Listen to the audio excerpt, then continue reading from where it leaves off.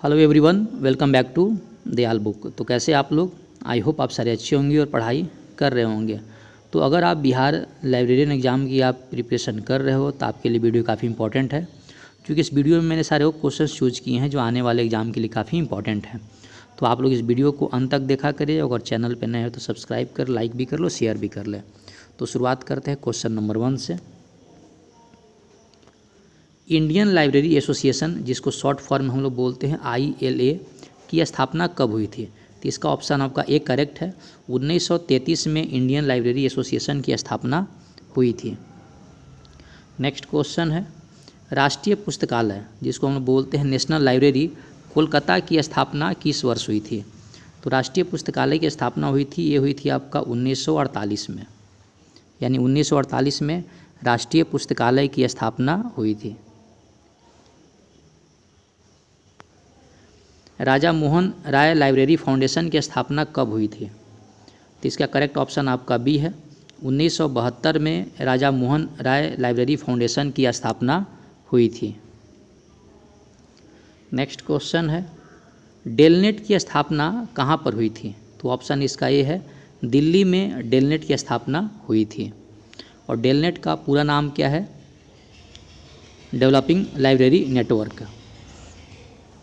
Next question है, international federation of library association, जिसको short form बोलते IFLA, की स्थापना कब हुई थी? तो इसका ऑप्शन ए करेक्ट है। 1927 में IFLA की स्थापना हुई थी, जिसका पूरा नाम क्या है? International federation of library association.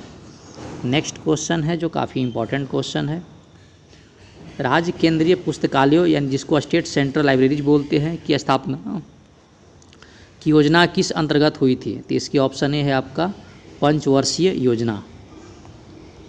आगे बढ़ते हैं नेक्स्ट क्वेश्चन की तरफ, जो काफ़ी इंपॉर्टेंट क्वेश्चन है, Indian association of special libraries and information centre यानी IASLIC की स्थापना कब हुई थी? तो इसका करेक्ट ऑप्शन आपका 1955।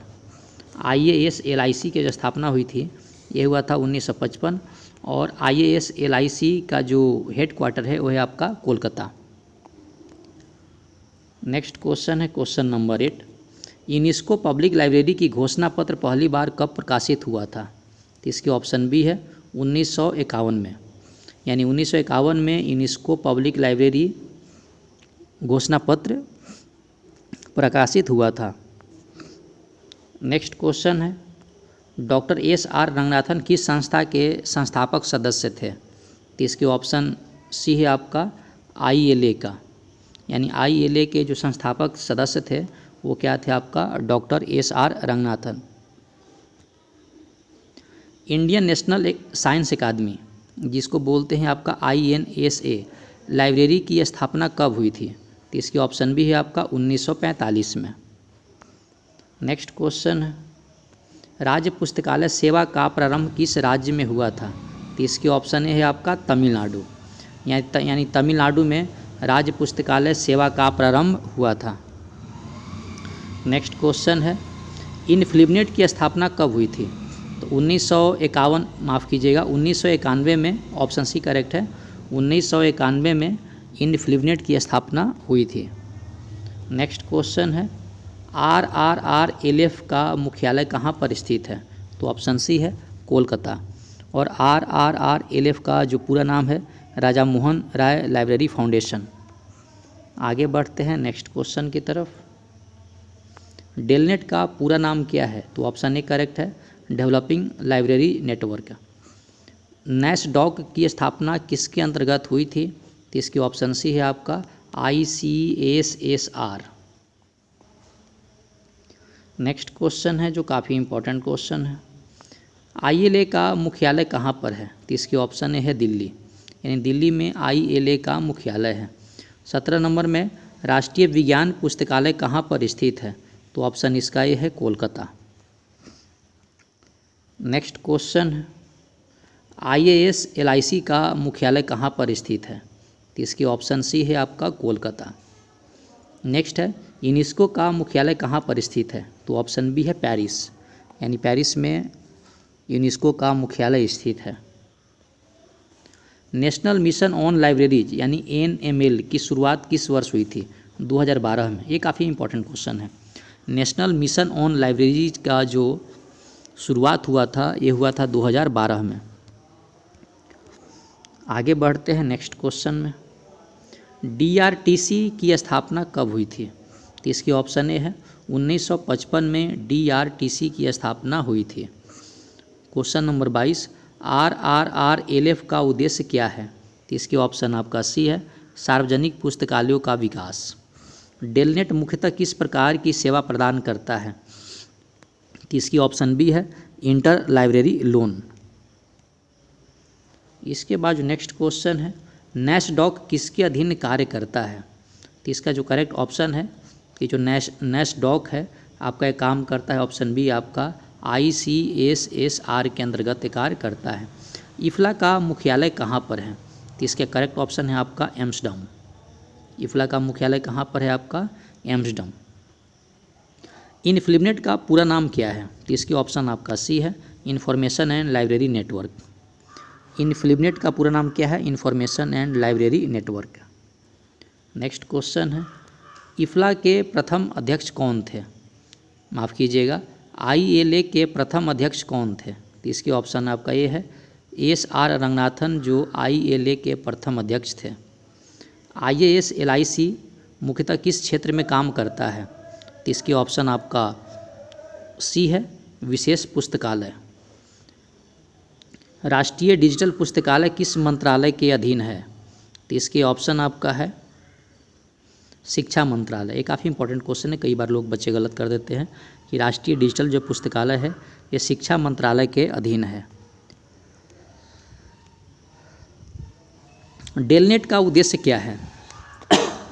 सॉरी, तो डेलनेट का उद्देश्य है ऑप्शन बी, पुस्तकालय नेटवर्किंग।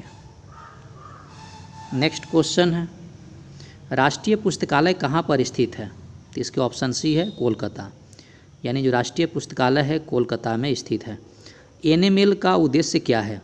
तो इसके ऑप्शन आपका सी है, भारत में पब्लिक लाइब्रेरी में सुधार। ये आपका NML का उद्देश्य है। RRRLF किस प्रकार की संस्था है? तो ऑप्शन आपका बी है, स्वायत्त। नेक्स्ट क्वेश्चन है, डॉक्टर रंगनाथन किस पुस्तकालय संस्था के जनक माने जाते हैं? तो इसके ऑप्शन आपका डी है, ILA। राष्ट्रीय विज्ञान पुस्तकालय की स्थापना कहाँ हुई थी? तो इसके ऑप्शन बी है, कोलकाता। राष्ट्रीय विज्ञान पुस्तकालय की स्थापना कहाँ पर हुई थी? कोलकाता। राष्ट्रीय डिजिटल पुस्तकालय किसने विकसित किया? तो इसकी ऑप्शन आपका सी है, IIT खड़गपुर।